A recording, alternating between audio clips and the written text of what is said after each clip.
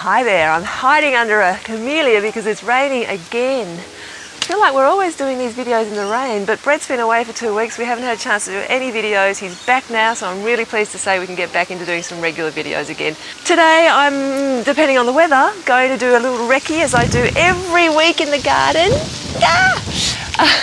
Basically the trimming, the pruning, the raking, the sweeping, all that stuff that we all know how to do.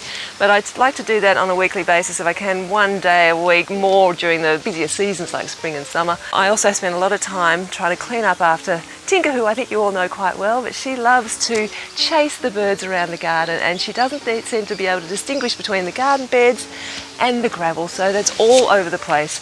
So I do a bit of that, but the main reason that I like to get out here is because it means that it gives me time to really focus on what needs to be done, what new things need to be done in the garden. So I get to really have a good look at the garden, see what needs to be removed, what I can add, and just have a bit of peace. It's quite therapeutic. I want to know what you do. Do you also have a bit of a routine? Do you spend time out in the garden with someone else working, or do you enjoy just doing it on your own?